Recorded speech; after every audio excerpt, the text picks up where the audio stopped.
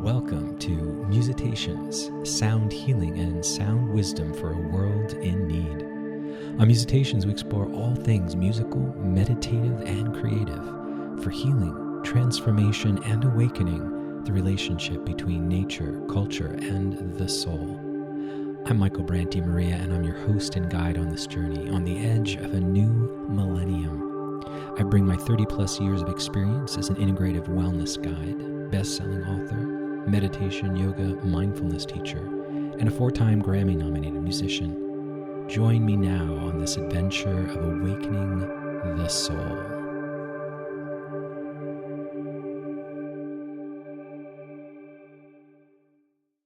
So welcome to another episode of Musitations. I am your host and guide, Dr. Michael Brandt Maria, and I'm just thrilled today because we are going to have a Soulversation with my oldest and dearest friend, soul brother, Dr. William Schulz, otherwise known as Bill. And we have been friends for 42 years. And I can honestly say that so much of the inspiration for Musitations, which is the combination of meditation and music and the message that we are music, started with Bill 42 years ago. And there's so much I want to say a little bit about our journey together, but I want to first say he is also a fellow PhD, Doctor of Philosophy in Strategic Management. He's been an educator and administrator for most of his professional career, including being Vice President of Academic Affairs at Albertus Magnus College in Connecticut. He's currently at Walden College. I'll let him share a little bit about that at some point. But prior to all that, and his academic credentials are awesome. More than that, deeper than that, Bill was the first person I ever had a Soulversation with. I didn't even know what a Soulversation was. In fact, I've coined the term. I've heard other people say it, but I remember coming up with it through one way of describing our connection, our relationship, and the Soulversations we have had, the Musitations we've engaged with over 42 years. To the point that we used to record our Soulversations because there was something rich and deep and meaningful in them. And it also helps me share with you, because the quality I've always felt in our conversations, Bill, is that it was always a process of discovery. And that to me is what really separates a Soulversation from a conversation. A Soulversation is when two souls are meeting with the intention of learning more and not just regurgitating one's biases and beliefs, but rather be in a open, receptive attitude of curiosity. And I honestly have to say, Bill, that was so powerful in our first connections. And then I also want to say, Bill not only introduced me to meditation, first one. I didn't even know what meditation was. I was 15, 16 and shared Zen Mind, Beginner's Mind by Suzuki. And that book became like a bit of a Bible for us. And also he was the first one to introduce me to Keith Jarrett and some other music that I wasn't aware of, and improvisation in the musical arena. And our very early first person I also ever improvised with, I always said I've been improvising myself since I was 7, but to improvise music in the moment for meditative healing. Our musical conversations were the same as our Soulversations. They were an inquiry into being, sound and silence, and the exploration of kind of the connection that we felt, not only between ourselves, but what I actually like to think of as the soul of the world, the soul of the universe. So without further ado, I want to introduce our guest today on Musitations, Dr. William Schulz, my dear friend and brother, Bill. Welcome, Bill. It's great to have you here today. Thanks, Michael. My friend and soul brother Brant. It's really good to be here. As you noted, we've been doing this on and off for 42 years, and when you say we've recorded some of these conversations, it was really cool to receive this gift of the audio tape recordings that we did when we were in different parts of the world back in graduate school days. It really reawakened a lot of the artist in me, which I thought was quite a gift. It was so powerful, and to come across the tapes that they were still intact enough. So these were audio tapes that for the audience, Bill and I taped to each other from 1982 till the mid 90s, and there there were dozens of hours of these amazing. So I was able to digitize them and sent them to you, Bill, and listening to them was equally profound for me. And what's interesting is again this theme of music throughout, and music is a way of not only being in the present moment but also telling a story. And what do you think about, one thought I had is that, I have often said to other people that music has saved my life many times. Would you agree for yourself? Do you feel that's too strong of a statement, or tell me your thoughts on that, your feelings about that? So I think, my discovery of music as a companion in life is, Nietzsche wasn't wrong. A life without music would be very difficult. Um, I do think it's it was one of the first tangible ways that I could really quite knowingly and confidently feel part of something greater. And the interesting thing was I showed interest in music when I was very young. Neither of my parents are all that musical. They like music, but they're not musicians. And when I said I wanted to play guitar, I wanted to learn piano, they didn't resonate with that. And I played sports, and my parents were very, very supportive and engaged with me as a child.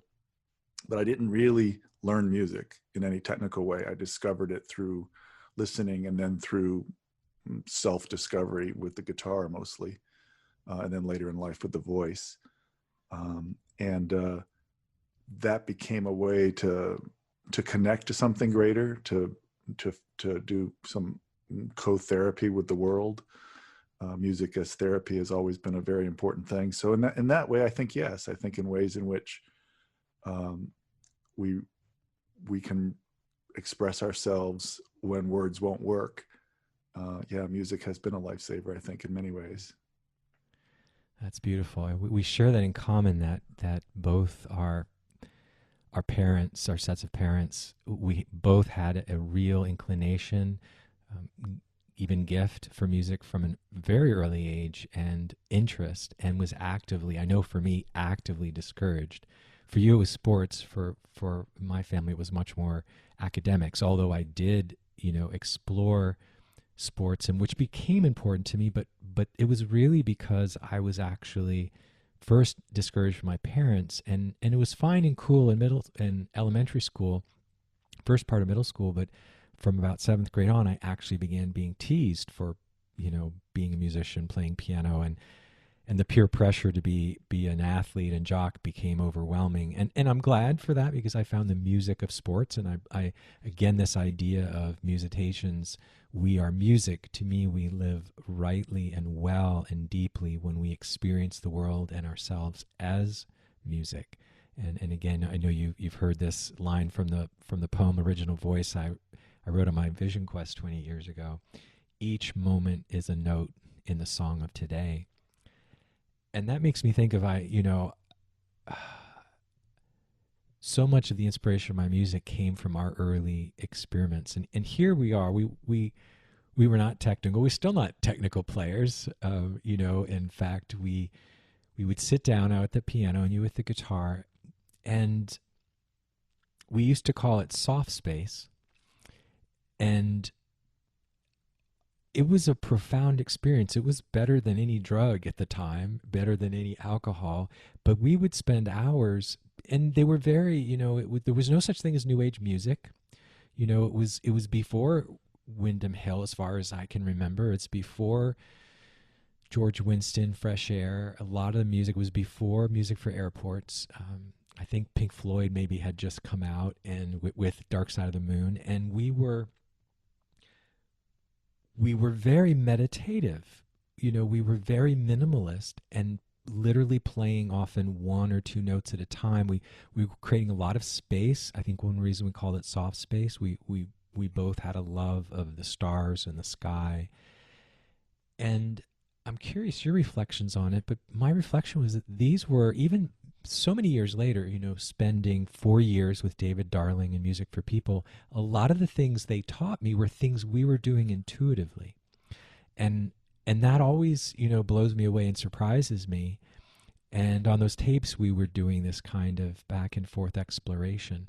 And both of us, I think, felt insecure about that. So we were trying to learn songwriting and songs and do the more traditional thing. But I actually, looking back on it now and where I am musically and the success I've had, which I've been humbled by, is that what was special, what was actually cutting edge, which was what was actually visionary, was actually the very innocent, simple, spacious, minimalist improvisations we did that we called soft space.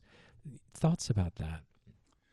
Yeah, I think for me, never having been a technical musician, never having been trained in some vocal, but not understanding theory, not understanding chord structure, um, I was led to discover sound in sort of its essence, what I felt, and then I would try to find a way to take what I'm feeling and express it in sound.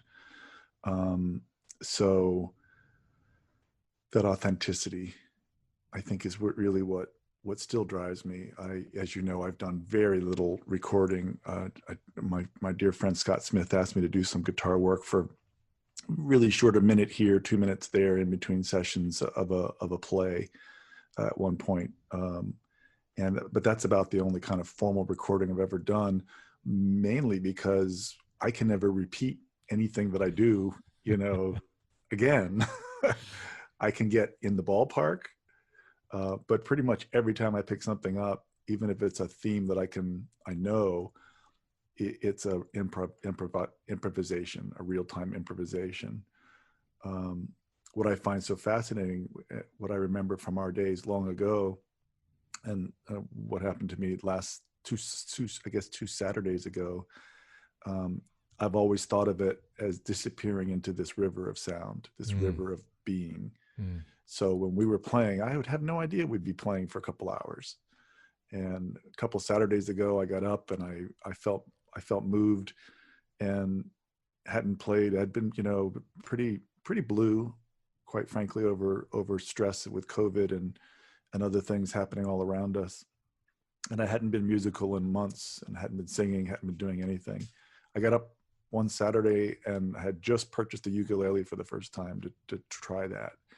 And just an explosion of new sound and new melody and new feelings came just bursting out. And all of a sudden I was playing the ukulele, then I would go play my classical guitar, then I even sat at the piano and the cello, and each time I had just rivers of music coming out that I had never played before, that I didn't record or capture. And then my wife came downstairs and said, well, what was all that? That was amazing. I'm like, I don't know. I just sat down and there it was. And that's kind of the music, that's music as being, so you say we are music. Those moments with you, or when I'm playing in my music room, when that connects, it's amazing, because space and time just disappears. Oh, that's just poof, beautiful. it's just gone. Music to disappear into, which Yeah. I think Mickey Hart or somebody I think may have done a song like that, but that's what I think of this. I love that. I've never heard you express it quite that way, but a river of sound that we dissolve into, and it is for lack of a better phrase, yeah, a mystical experience, which is a sense of oneness with all things. And I love, it's so interesting you came up. I was actually interviewed for this documentary on New Age music, and they were asking about, because I've never, have issues with that moniker, but I really, when I kind of, I said, well, I really feel like what I consider what I do is being music. And it has both of those, which is the message of Musitations. We are music, but also that being level music. And I realize, actually, as a phenomenologist and a phenomenological ontologist, for those out there, ontology is the study of being, it's been one of my fundamental forms of inquiry and research into what it means to be, you know? And and I love too about the idea of this, the authenticity and playing and expressing from emotion, because that's, I've been so, even though I've been criticized for not being as much of a rehearsed technical player, I have a lot of people have probably, when I hear them say he's a, there's a sincere, authentic quality, even though it often can be simple, it's authentic and it comes from a real vulnerable place. And it's identifiable. People can hear you and know that Yeah. that's you, even though it might not be overly complex. Yeah, and which is so interesting to me, Yeah. because I'll have friends who, say every time I look, when I say, "Wow, who's that?" It's like, I'm not saying that because there's some people who'll never get my music or your music, and that's okay too. It's not that saying it's for everybody, but I do love this message of what it means to be an emotional player and not a technical player. It was a revelation to me. I remember when we first discovered, William Ackerman, and you turned me on to him, and we were blown away. And then it was like, I remember you saying, uh, Brant, I've checked out two or three of these other, I mean, every single Windham Hill artist is like amazing, the whole catalog. And all of a sudden we were both like, I mean, both of us had just a pretty amazing collection. But for me, many years later, to get a chance to not only meet Will, but become dear friends, and we go to dinner when he ever comes in the Southeast, and it's crazy that we've become really good friends. And one of the couple things he said was the very things I mean, I can't hear this guy who was like an idol of ours sitting down with me at dinner saying, well, I always was insecure about my playing. I'm not a very technical player. I'm a real an emotional player, and what I do is actually, I've always thought, really simple. And he also gave me two of the best pieces of advice, which were, when you perform and record, um, don't show off and don't hide. And wow, I mean, when he said that, I had all these chill bumps. And I would say that's often, the way we would have a musical soulversation. And I guess this is another thing that I learned from David Darling, which is, this was one of his favorite phrases: you're always playing a duet with silence. And I would say we were always playing a trio with silence. Yeah. One thing we both did intuitively was listen to the silence as much as to the music. And I think maybe not being technical players, not just playing from our heads, but it almost forced us to play from our hearts and our bodies and from the soul. So I guess, I'd be curious about your thoughts on silence being part of the soulversation we always have when we perform or when we play together, when we explore, but also the relationship between music and the soul. I mean, we both come from a scientific background.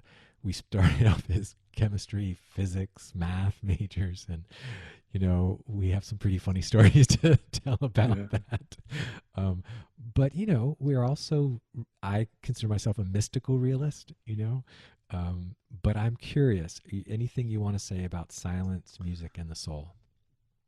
Well, I do think you're right. I think that um, much of both music and living itself is a dance around silence. And what I find interesting from a cultural perspective is how much we in the West, or the United States in particular, have come to abhor silence.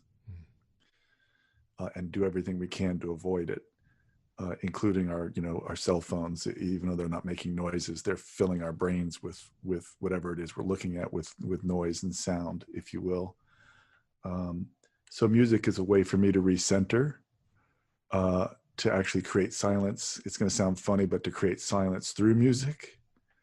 Um, and uh, and yeah, I mean, the music making itself, I think when I'm doing something to entertain myself or to relax myself, I I really do like, I like long sustained notes, and I like to hear them blending in overtones with the guitar, and then come back in with some other kind of rhythm or sound to pick it up, slow it down.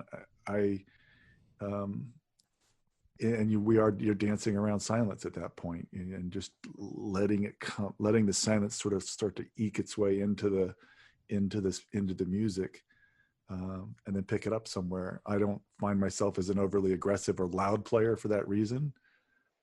Um, and for me, silence enables reflection. So moving towards silence is always, I think, a pretty good thing. And the soul. Yeah. Well, I mean, I think it's a given that for me, we do, when you first said it, I don't remember when you said it, but when I first heard you say it, that we are music, that was this notion of resonance and the soul. To me, that's what the soul is. It's the resonator with Mm. us in the world. Mm. And if you don't take time, if you don't take silence, if you don't reflect and allow that resonator to do its job, then all of life happens around you, and you you're not absorbing, I think, anything important at that point. So for me, music centers, enables the soul to emerge. Uh, Obviously, good conversations, with dear friends and family. The soulversations you're talking about, are very similar. So if you're having a conversation where, as you say, soulversation, where you are trying to learn something new and not just sort of anticipate what's the other person going to say, how can I respond to it and win the day, um, that again, that hides the soul. So people who think thoughtfully, who are willing to engage and learn and rethink, uh, to me, that's soulfulness as well, and it's very important. I mean, the soul needs uh, to be heard as well as to hear. Mm. That's beautiful, Bill. Thank you. Yeah, I so have this sense of, similar to We Are Music, that one thing I learned with working with some indigenous cultures is their understanding of the song of the soul, that everyone has a soul song. In fact, when I was given my first flute, I asked, how do I play this thing? And he said, only play at night by yourself for a year and let it teach you, and allow and discover. You're there to find the song of your soul.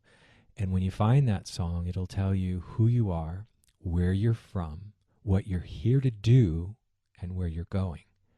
And it was so profound, and that became the basis of the play Siatonka, which is based upon the Lakota legend, but also cross-culturally. There's other forms of that kind of message. In Aboriginal Australia, there's what they call the song lines. And I love this idea, and that's why this new book I'm working on is called Souling, because I think it's more like surfing, skiing, singing, playing, flying. That it is a, where does the song go when it's not being played, particularly when before written music, notated music, that it's there always to be expressed. That's why, to me, I'm so not attached to the particular body. I think both of us, for different reasons, you being premature and other things we've talked about, and some of my surgeries, that we've both had kind of a strange relationship to these earth suits on the earth plane, but that somehow there is something more fundamental, more elemental, more essential, that the word soul actually comes from the Nordic sul, which means of the water, and also the old, you know, Latin word anima, which means we get the word animate from. I always think it's that which brings you alive, that which animates you, that which gives you energy, The spirit. Yeah. the spirit. And so Yeah. this idea of that, when we're in touch with that, it is like when we're living from that, we're kind of, we do come alive. And I know you, this is something you do with students so beautifully, is you wake them up, you get them inspired, which means inspirited, right? Or enthusiastic, which means entheos, infused with the divine. I love the Saint Exupery quote you always have on a lot of your emails. Can you share it? It's about building a ship versus, um, you know which one I'm talking about. I do. I'm just seeing if I can pull it up. Yeah. Yeah. If you want to build a ship, don't herd people together to collect wood, and don't assign them tasks and work, but rather teach them for the endless immensity of the sea. Yeah, you So they see have that? the desire to get there. Yeah, yeah. And that's that entheos, enthusiasm, inspiration. That to me is when we're in touch with our soul. That it does have this visionary quality, which is to me similar to the quality of playing and performing music, which is one of the Yeah. greatest. To me, it is the closest thing to flying. I know, for those who don't know, Bill has had a lifelong love affair with the sky and with airplanes. And actually, this we're just doing this by audio, but his background today is this beautiful, beautiful sky scene with a gorgeous wing of one of his beloved airplanes in the back.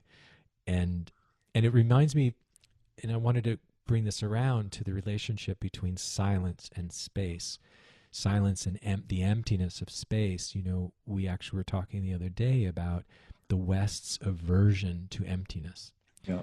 And the Greeks and Romans, although they had somewhat of a concept, they didn't have a zero in their number system, which to me, to be honest with, I think is one of the central problems with it, which is also to me like music that doesn't have space or silence. If music does, and I'm not saying there's not a utility to certain kinds of music, but when it's so much, it's loud and it's noise and it's the soul doesn't have a chance to breathe. And I think that's music that's more egoic versus what I would think of as soul based or being based Yeah. music, which to me is part of that. For me, the mission of my music is bring a little more sanity, peace, beauty, and compassion and love into a world that's in desperate need of those. So we can pause and be more conscious. In other words, sometimes I think of as conscious music, that there's a sense of being intentional, not in a preconceived way. And this, I wanted to mention this because it's similar to me what the Soulversation always feels like, which was always the case with you. And when I talked about, I learned as a psychologist early on that when people were in deep touch with themselves and learning and growing, they weren't glib. They weren't. They were. They struggled for words. They were, and we both of us have always. It's like we have a feeling. We have a feel, a sense, and we're trying to figure out a way to put that into words. And I wanted to read this quote I posted the other day. Uttering a word is like striking a note on the keyboard of the imagination. And that's from Wittgenstein. Uttering a word is like striking a note on the keyboard of the imagination. And I would go so far as to say a keyboard of reality. Yeah. And the power and importance. And I mean, what are words? And what is this thing where we're sending these vibrations through the air? So I know I know I opened a bunch of things there, but I've been wanting to share that. And I want to say part of that is because I've always felt there's been a musical quality to our Soulversations that we're both struggling to give expression or shape to something moving between us, beyond us, and superordinate to us. Yeah. Yeah. Agreed. I think one of the things I regret, and I don't really regret much in life, one thing I regret is not having learned formal music more early. or ever.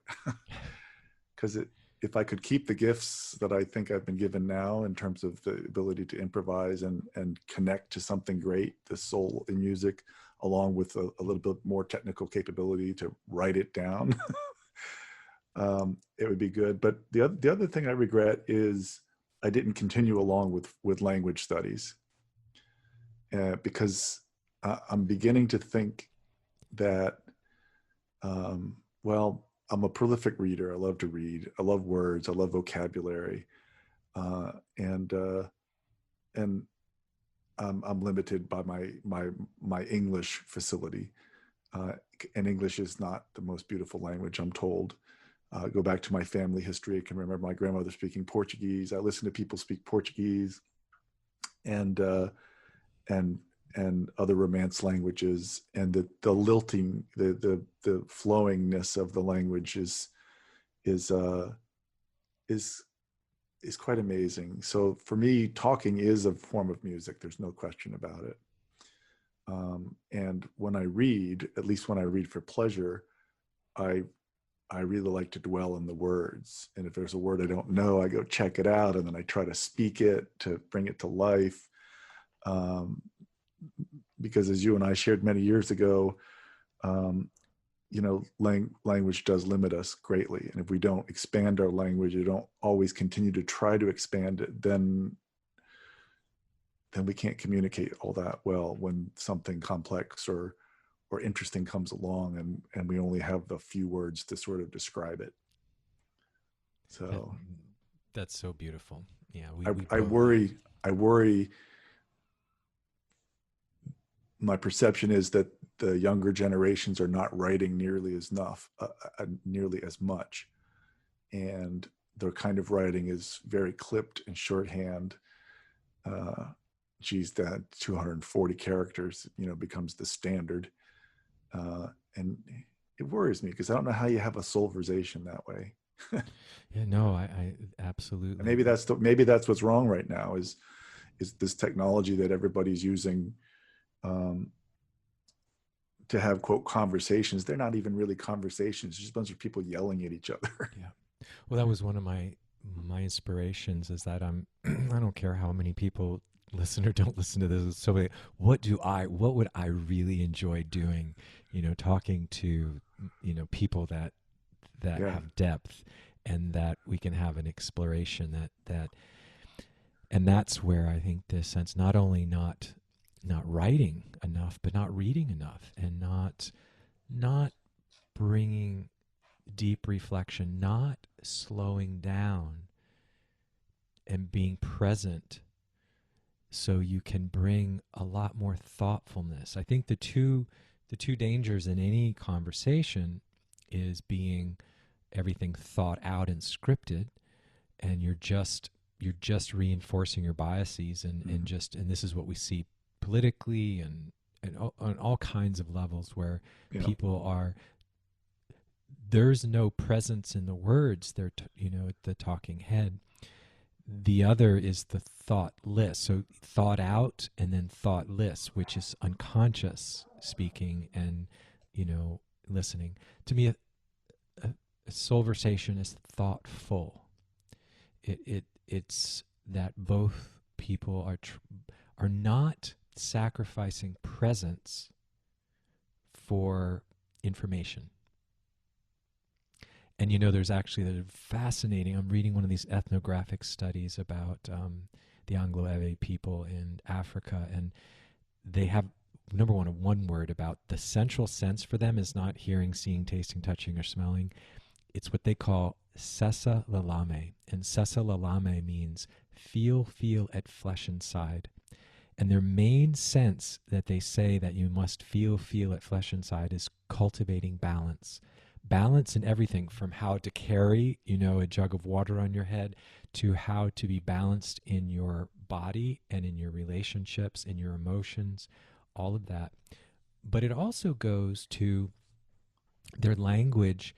They consider, just like this quote, that every time you speak, you're encountering the opportunity to be artful. You know, the Balinese people have a similar idea in their word kebiar, which for that is an artfulness in living, which they see. It's very similar to Persig's quality. Bill and I are both a Persig fan. That what brings quality into doing the dishes, doing whatever you're doing, is presence and love and creativity. And that is becoming a lost art, you know. And that's why I for me, this idea of having soulversations with people is so important. Yeah. Yeah, and of course that all resonates so nicely with Eastern traditions, and where we started with Zen Buddhism, um, with this notion that there's no task too small, um, no no activity too humble. Um, it's a it's just an, you know, if COVID isn't teaching us this, an amazing miracle that we are here in this very moment to say anything or to Yeah. hear anything. Uh, the older I get, the more astonished I am at the miracle that we are part of. And the more I try, though I fail so much, the more I try to remember that it's a gift and that I'm not due anything, and that I should take the opportunity to create in the moment, um, and not necessarily overvalue the future, which may not exist. And another challenge for me, and I know you share it too, is, you know, don't hang out in the past too much either. I Oh love the goodness. past. Oh my Lord. Amen. Oh man. Amen. Especially as we get older. Yeah, and but you know, again, it's relative to the new things I read, new kind of aha moments that I have. Then I reflect back on my lived life. But the point is, you're right. I mean, taking the opportunity in the moment to say something interesting, or to say a word, or to feel a word, it's pretty, yeah, it's pretty remarkable. And I wish more people would experience the joy of that. That's beautiful, Bill. And it It's kind of, makes. well, it's kind of like why I think, again, you and I love, you're taking active steps in it, but why we love films too, and the art of film. And for me, the art of film, which I like so much, and I say film, but also digital filmmaking. It's not just the love of the celluloid, but anyway, filmmaking is such a nice interweave, because you can bring out this beautiful lush texture of word, but also wrap it in sound and music and light and color, and you're capturing the essence of what we capture in our lives. I mean, yeah, we can see in 3D, but let's be honest, 99.9% of the time we're perceiving things in 2D Absolutely. in our world. Absolutely. Which means, Right? So absolutely, which I think of as living in your concepts of things, yeah, conceptual living, and not sesalalame, which is feel it, flesh inside. yeah, No, I do. I think there's the power of film is, and I remember as a kid, you know, especially films that you could experience what we've been talking about, which is yes, presence and exactly. silence and depth. And I actually find the quieter my mind gets, the more open my heart becomes, the more in touch with my soul I am, the more I'm in that enchanted place I was as a child. Mm. And then my whole life feels like, you know, I remember thinking this was a crazy thought when people, you know, like if a psychologist would come and go, I feel like my life is a movie, you know, or I hear like a soundtrack to my, or I go through my, and it's actually, there's all kinds of, you know, things, ideas of reference, or thinking that that could be something pathological. But actually what I find is the more awake I am, the more I'm in touch with the natural fluid flowing of reality as a one thing doing everything. Yep. You know, Alan Watts talked about this, Persig talked about this, that you start realizing there's not many things that are somehow interacting. There's one thing going through infinite permutations and mutations, which also is this idea of life and us and everything being a form of music. Yeah. And when I get real quiet and real present, there is a music of the spheres. There is a music of nature. There is a music of just, what I in my one piece first light, I call it the hum of God, which is this kind of like underlying drone that's always going on that I can Yeah. tune into now pretty effortlessly. Well, I'm glad you brought that up, because I have to say that I love your work, but The Mm. River is still by far my favorite, and Bless your First Light heart. is one of my favorites of that as well. Bless your heart. Just to I, I can be there when I listen to those particular tracks Mm. so easily, and I kind of like to have you make another extended LP version. That's awesome. I've thought about it. It's coming up on the 2023 will be the 20th anniversary, and I've definitely thought about remastering, doing something. But I love, that was before I studied with David Darling and Music for People. It was even more innocent, and it amazes me looking back on it. And you're not the only person who says that. Many people, it remains their favorite, and it was the one it's never been promoted on the charts. It's never Yeah, won any awards because it was before I even knew how to release an album on the charts. So, but it was my firstborn. There was a certain innocence and vulnerability in it, yeah, and I did the final mix and mastering. Well, I had it took it out to master, but I was fasting for a week on the. It was the 10th anniversary of my Vision Quest night, 2003, that I finished that, and so thank you. It means the world to me. And actually, that's a great segue, because I know we'll have to do another one of these, but I know we're coming up on, usually keep these about an hour, 15, 20 minutes, but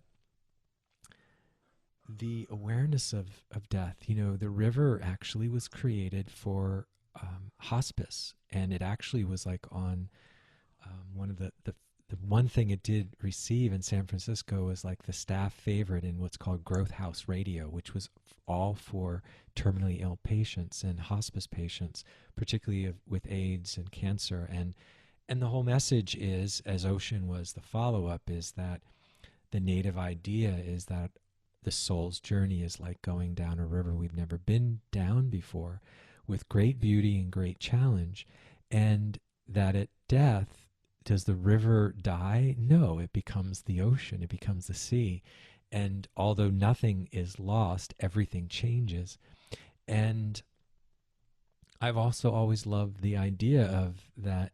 For me, over years, I've come to see the canoe we're in is our earth suit and our ego, and that becomes tattered and beat up as you go down the river. But as you get closer to the river has gotten deeper and wider the whole time. And as that happens, you become aware, when the river becomes the sea, that the body and the ego were never who you were. And you've been identifying with the canoe this whole time, going, "Oh fuck, it's dying, it's almost gone," and you realize the whole time you've been the river, and the soul has gotten deeper and wider. And to me, that's my favorite metaphor of life and death. That has been so informative. And the river was, I cried while I was because I took that journey. And the idea is that you can live a whole lifetime in one day, because you're going through the river one day, which is the medicine wheel, sunrise, which is also 1 year, spring, midday, summer, sunset, fall, later in life, midnight, which is coming to the end, and then that place of emptiness, which is that the track Stillness is one of my favorites. And the idea is the native idea, the medicine wheel. We live a whole lifetime every day, and the way you live a day will mirror the way you live a year, and which will mirror the way you live your lifetime. So my question is, your thoughts on the awareness of impermanence and death in terms of everything we're talking about, and the importance of it for living an authentic present life. yeah. So I think that was the gift of discovering Zen Buddhism as young as I did, and I never was a practitioner in any way. It was was an introduction to a new way of thinking, but I never became a full practitioner. But what that did was get me interested in Japan and got me interested in sakura and the notion of the fleetingness of things. And that was a great gift because it was relatively early on, I guess, that I came to understand that every day could be the last day. Family of thought, I've been a bit morbid at times. I know I shared with you this notion of death sitting on our shoulder, which is a Zen concept and a samurai concept. And I, obviously, I don't think there's if you notice, there's not a single day that goes by where you don't notice death. Now, obviously, you watch the news, you're going to get it in a overdose. But just small things, insect on the window that has been trying to get out, looking for the sun and doesn't know to get out, and it's so it's ever present. And you're right. I mean, the ocean is there, and we're heading towards it, or we're nearly in it, or we're in it, and we just don't really recognize it. I know in the spring we had a remarkably beautiful spring here, which was contrasting with just the horrible evolution of what was happening with COVID. And I was sitting out on the porch multiple days, getting some sun and just feeling exactly what you're describing, this notion of being balanced and feeling the moment, the sun, the warmth on my body, the beautiful vivid colors in my eyes, and the sounds of the wind, and COVID for me has been a reminder that we're all moving towards the ocean, and that during the journey it's probably better to take care of one another, and hook up canoes, if you will, and row together, than it is to be so singular in solitude. And the irony is COVID's forcing us to be more solitude, physically, but not spiritually, right? I've had some amazing conversations the last few months with my friends and family, and some arguments and some debates about what this is all about. But I think if we do another one of these, it would be good to talk about that relationship of for me, how music connects us to death. Mm. Right? Because like you said, once the music is gone and is ended, especially if it hasn't been written down, where is it? And it's still there. It's been created. It's out in the universe, and I can sometimes pick it up again myself, and sometimes somebody else will pick up something. I love hearing themes of music resonating across eras, and they're not, for me, it's not people stealing from one another. I don't think that's the case. Maybe occasionally, but for the most part, it's certain feelings might elicit certain reactions that make a sound, and it happens to be something you might have heard way in the past, so it sort of echoes. So it's a long complicated answer to a no, it was beautiful question. It was beautiful. That's because I was thinking these are archetypal themes that express that, and it makes me think that I really feel that also having you turn me on to Zen and Buddhism, but it became central in my practice for the last 40 years. And with in fact, I was just with my Zen teacher of 40 years, Dr. Bill Michaelis, who wrote Taming the Drunken Monkey, was hanging out. And we'll meditate for hours at a time, and this sense of keeping death over your shoulder has been so valuable for me, and that we talked about, and you first introduced me to, and we find it in many indigenous cultures as well. And I really feel that was another something we shared when the poignancy of our music, when we did it together or not, the sense of the depth of the silence that somehow was always connected to that last note dissolving.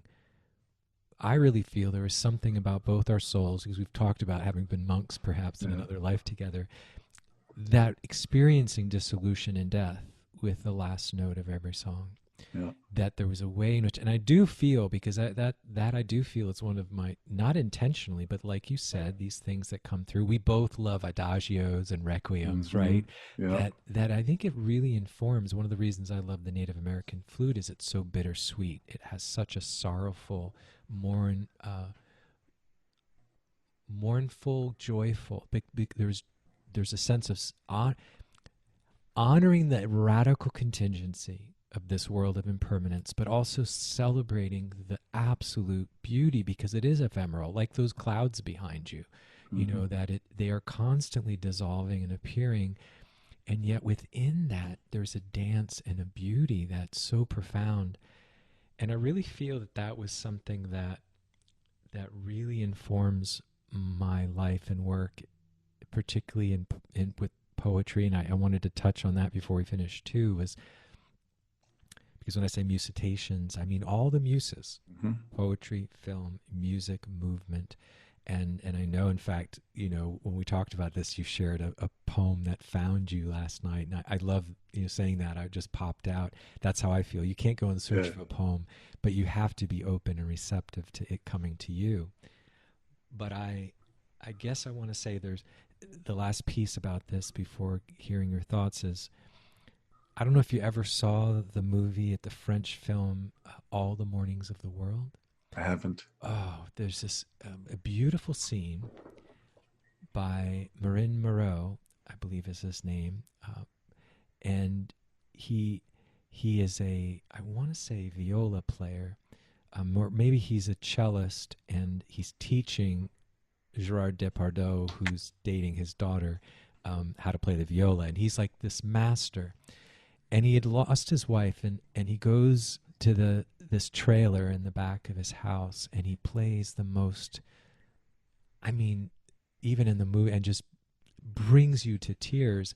And Gerard Depardieu is this young, upstart who just is interested in fame and fortune and, money and women. And this man is the teacher is so devoted to his task, and he can't understand how do you, he's like, teach me to do that, but he's having him do scales and this and that. He goes, teach me to, and there's a moment when he finally, it's candlelit, and he gets angry because he's seducing his daughter without real in any kind of conscience.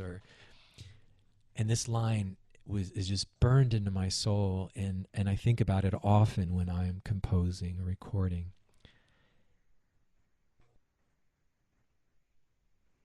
And they show him playing to his wife who had passed away. And he said, you must play every note as if the person you love the most in the world is dying. Wow. And when he played, his wife appears to him. And so this relationship between love and grief, to me, is the essence of music for me, Yeah.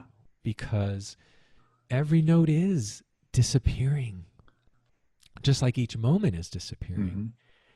Hmm. And I think and I want to say, one thing, I'm so glad I met you at 16. I can't remember if it was 16, 17, 15, 16, whatever it was, because I don't feel like I ever met anyone who had that level of presence and poignancy.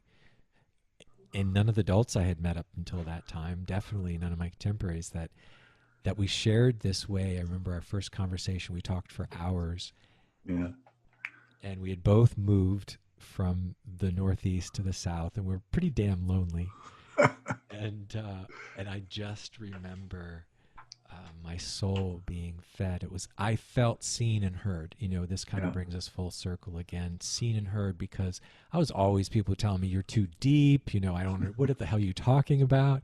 Jung said, loneliness is not being alone. It's not being able to talk about what's important to you. Yeah.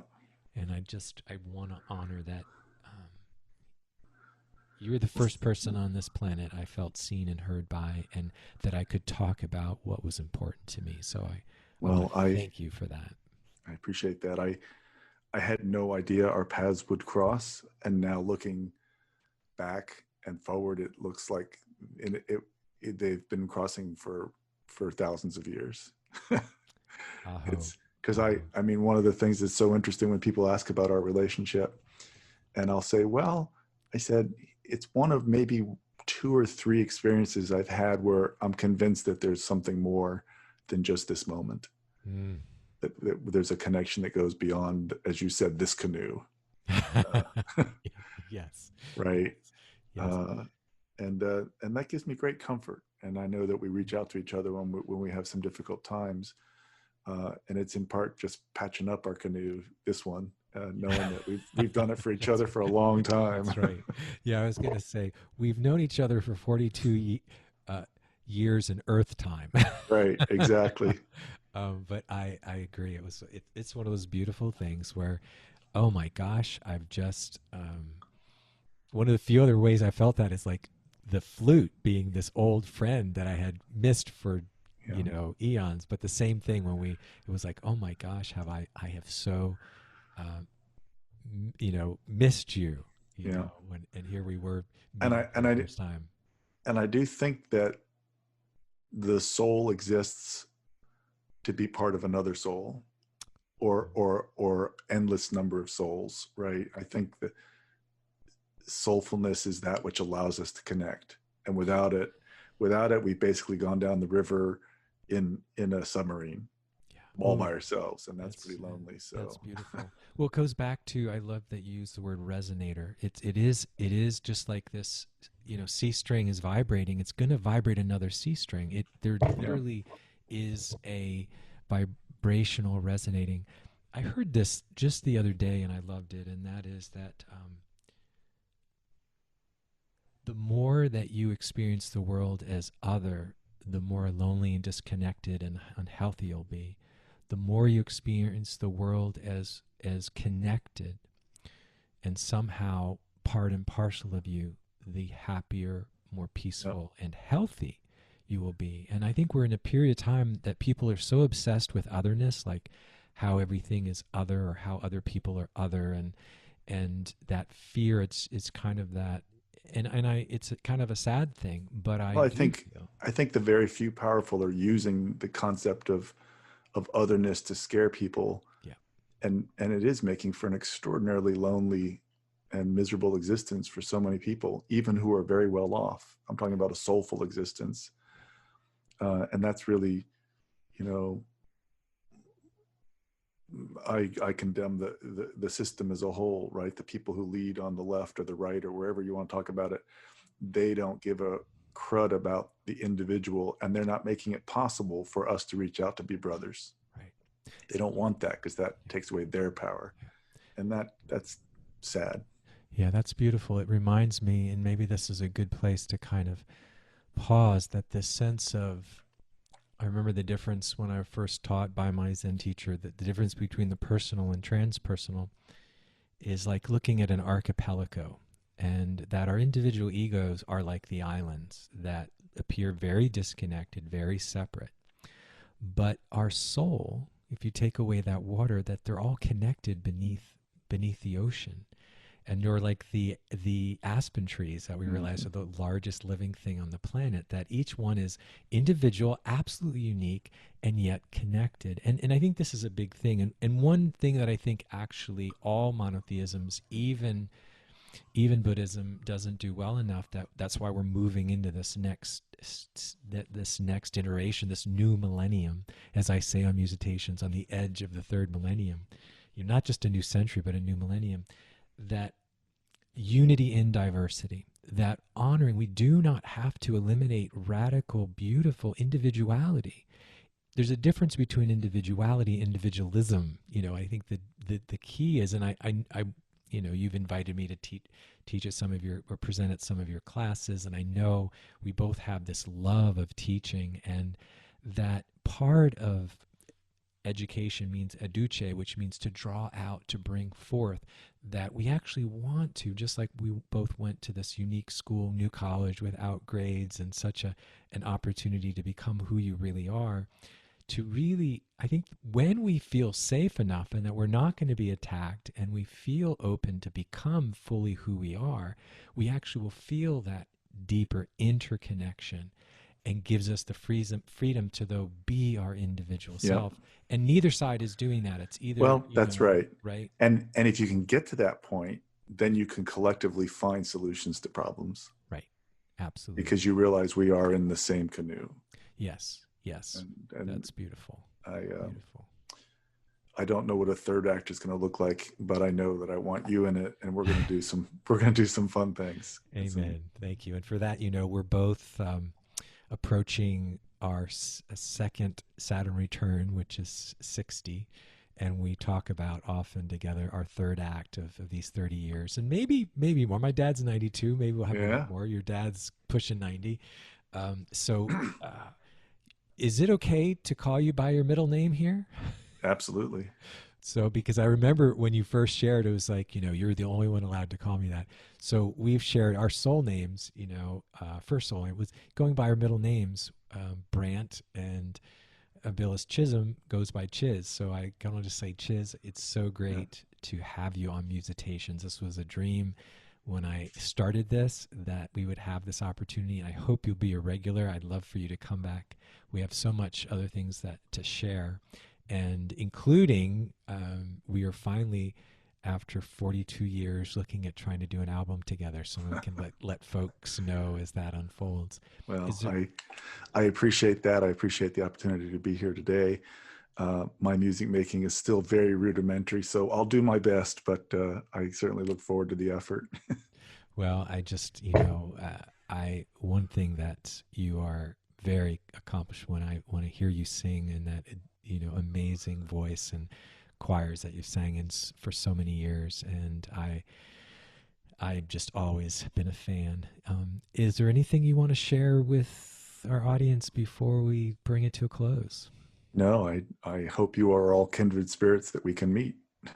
Beautiful. Well, Dr. William Chisholm Schulz, thank you for being here. You are, again, my oldest and dearest friend, and I love you. And I so look forward to our third act. Thank you. Thank you for joining us, and we look forward to seeing you on the next Musitations. Thanks for tuning in. You've been listening to Musitations, sound healing and sound wisdom for a world in need, where we explore all things musical, meditative, and creative for healing, transformation, and awakening the soul. I've been your guide and host, Michael Brant DiMaria.